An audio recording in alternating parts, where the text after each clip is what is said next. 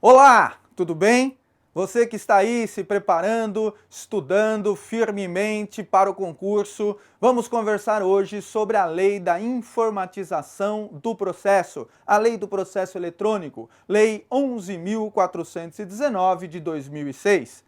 Essa é uma lei muito importante, porque, como você sabe, hoje o processo vem se informatizando cada vez mais. A gente está num momento de passagem, né, acabando com os processos físicos, e os tribunais todos estão se informatizando e trabalhando em cima dos processos digitais. E toda a estrutura dos processos digitais, toda a estrutura dos processos informatizados se fundamenta aqui nessa lei que nós vamos estudar hoje.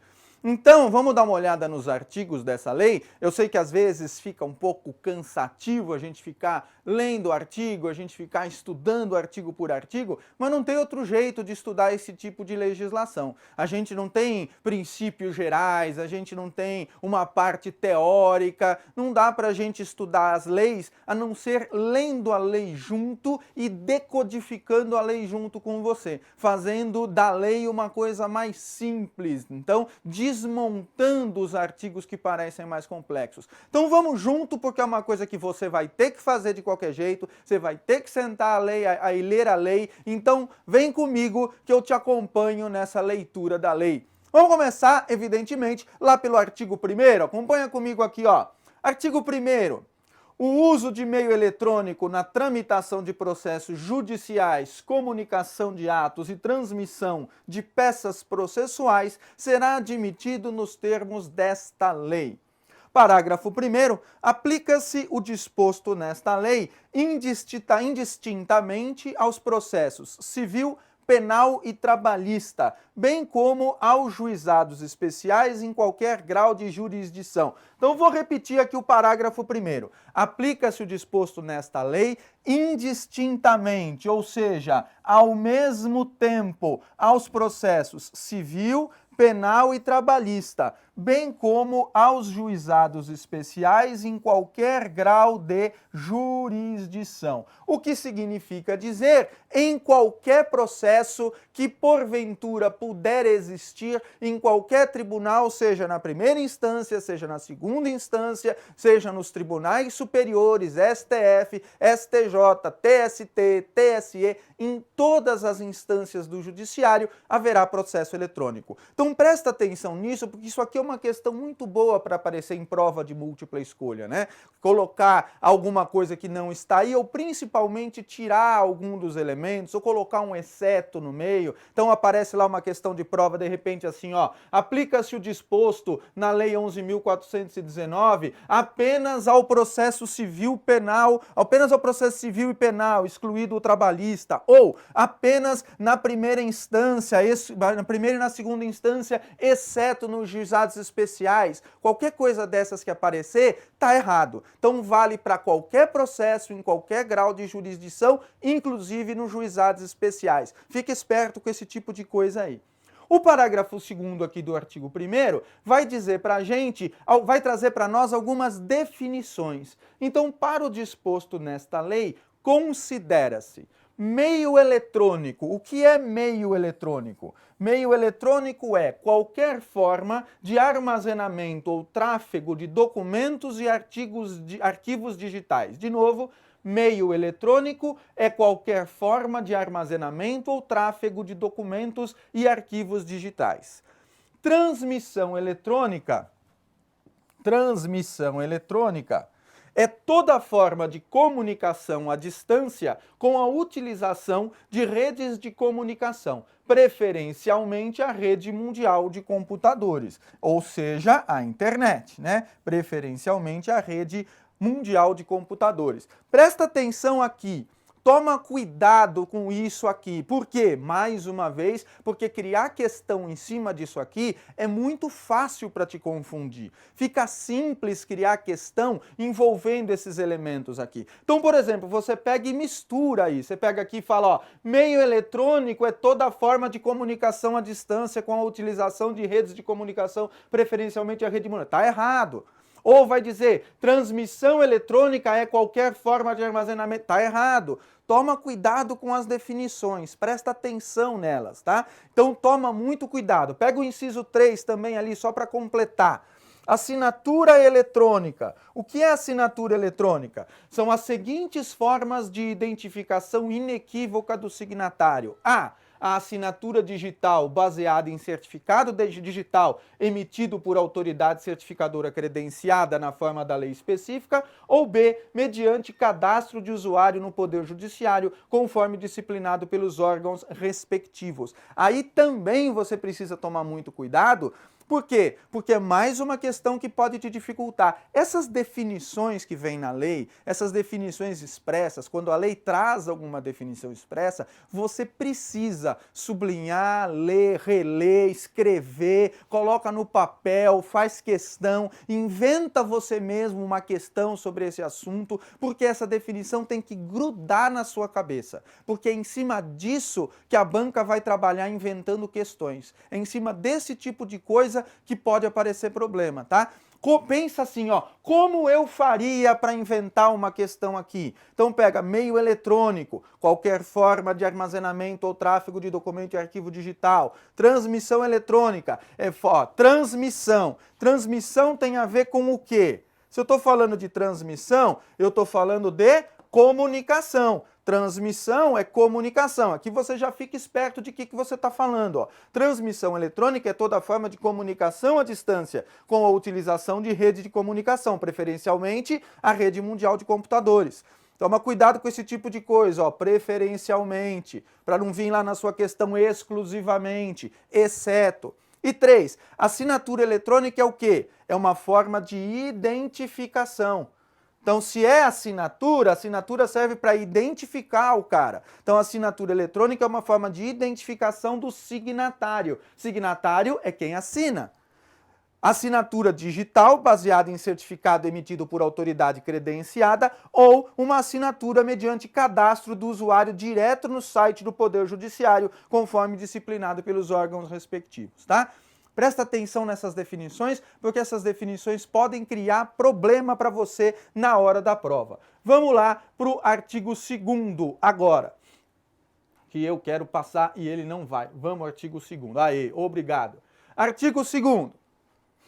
O envio de petições, de recursos e a prática de atos processuais em geral por meio eletrônico serão admitidos mediante uso de assinatura eletrônica na forma do artigo 1º desta lei, sendo obrigatório o credenciamento prévio no Poder Judiciário, conforme disciplinado pelos órgãos respectivos. Vamos de novo para você acompanhar. Olha lá, o envio de petições, de recursos e a prática de atos processuais em geral por meio eletrônico, então eu estou falando do que aqui, ó? Estou falando do envio de petição, de recurso e toda a prática de atos processuais. Para poder enviar petição, recurso e praticar atos judiciais, eu preciso do quê? Eu preciso daquela assinatura eletrônica na forma como nós acabamos de ver ali no artigo 1º, sendo obrigatório o credenciamento prévio no Poder Judiciário, conforme disciplinado pelos órgãos respectivos.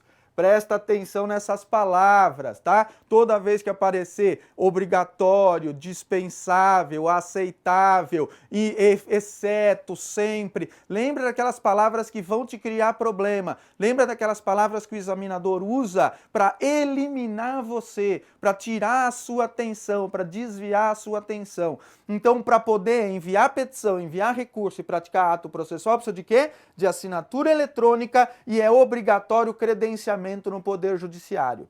Parágrafo 1º. O credenciamento no Poder Judiciário será realizado mediante procedimento no qual esteja assegurada a adequada identificação presencial do interessado.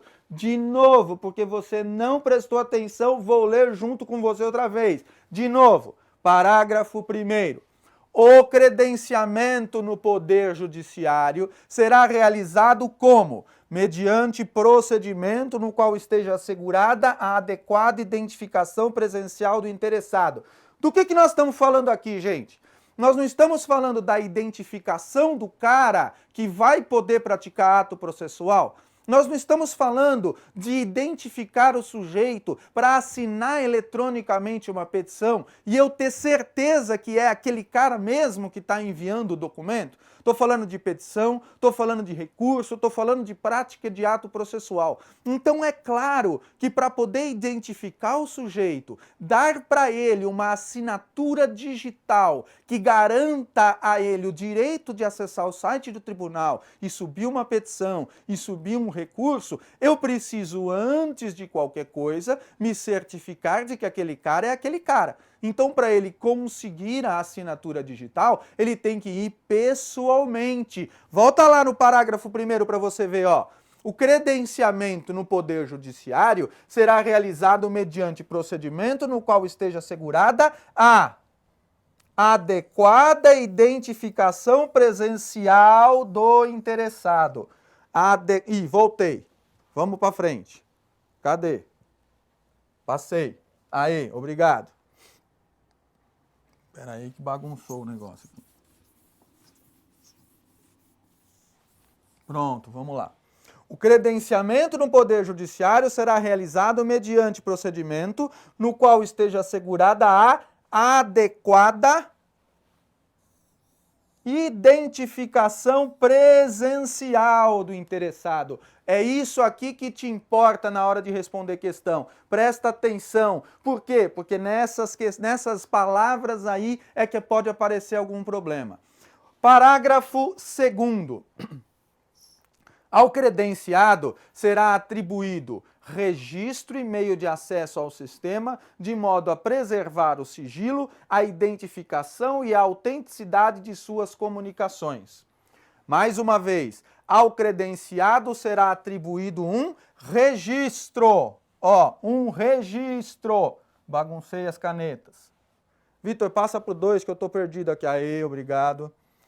Ao credenciado será atribuído um registro e meio de acesso ao sistema, de modo a preservar o quê? O que eu preciso preservar? O sigilo, a identificação e a autenticidade das suas comunicações. É para isso que serve uma assinatura. Uma assinatura serve para garantir que aquele que está assinando é efetivamente aquele que deveria estar assinando. Então serve para garantir a identificação, serve para garantir o sigilo e serve para garantir a autenticidade do indivíduo que assina. Parágrafo 3º, os órgãos do Poder Judiciário poderão criar um cadastro único para o credenciamento previsto neste artigo. Isto não existe ainda hoje, mas tem previsão na lei. Toma cuidado aqui, ó, que os órgãos do Poder Judiciário poderão criar um cadastro único. Ou seja, em tese, a ideia é de quem criou a legislação, quando o legislador criou essa lei, a ideia era que todos os órgãos do Poder Judiciário no país pudessem ter acesso aos seus cadastrados. Então, um advogado que se cadastrasse num tribunal estaria ao mesmo tempo se cadastrando em todos eles. Ainda não existe essa interligação, mas isso não interessa para você. O que interessa para você é a previsão da lei. A lei já prevê esta possibilidade, tá? Não é obrigatório. Então, volta lá para você ver, ó. Os órgãos do Poder Judiciário poderão, não é deverão, não é criarão, é poderão criar um cadastro único para o credenciamento previsto neste artigo. Ok? Prosseguindo aí, vamos no artigo 3º. Consideram-se realizados os atos processuais por meio eletrônico no dia e hora do seu envio ao sistema do Poder Judiciário, do que deverá ser fornecido o protocolo eletrônico. Então, aquela pergunta tradicional com relação a prazo, né? Com relação a quando é que se considera realizado o ato. Então, quando é que, efetivamente, lá no processo eletrônico, eu realizei o ato? Ah, eu considero realizado o ato pelo processo eletrônico quando? Olha lá. Consideram-se realizados os atos processuais por meio eletrônico quando? No dia e hora do seu envio ao sistema do Poder Judiciário. É na hora do envio. ao sistema do Poder Judiciário, do que deverá ser fornecido o protocolo eletrônico. Então, quando o sujeito pratica o ato, quando ele sobe a petição, por exemplo, imediatamente será fornecido a ele um protocolo eletrônico, que pode ser mandado por e-mail, ou ele pode imprimir, ou ele pode salvar em PDF, alguma coisa assim, tá? Parágrafo único. Quando a petição eletrônica for enviada para atender prazo processual, serão consideradas tempestivas as transmitidas até as 24 horas do seu último dia. Olha isso aqui que é importantíssimo para cair em prova. De novo, quando a petição eletrônica for enviada para atender prazo processual, então, por exemplo, prazo de contestação ou prazo de apelação, quantos dias de prazo de apelação? 15 dias. Se eu tenho 15 dias de prazo de apelação, o último dia do prazo é o 15º dia. Então, qual é a tempestividade? Será considerada tempestiva a peça que for transmitida até as 24 horas do seu último dia. 24 horas é o quê? É a meia-noite do último dia. Então, até a meia-noite do último dia, até as 24 horas do último dia, considera-se tempestiva aquela peça se foi enviada no dia certo. Então, pensa comigo. Apelação, 15 dias, por exemplo, é o prazo. Até o 15º dia, a última hora, às 24 horas, considera-se tempestiva. Passou da meia-noite, passou das 24 horas, eu já entrei no 16º dia. Então, acabou. Aí a peça será considerada intempestiva. Isso é uma questão muito boa para cair em prova, tá? Mais uma vez, para a gente guardar. Quando a petição eletrônica for enviada para atender a prazo processual, serão consideradas tempestivas aquelas petições transmitidas até... Serão consideradas tempestivas aquelas transmitidas até as 24 horas do seu último dia. Guarda isso aqui para não fazer confusão, ok?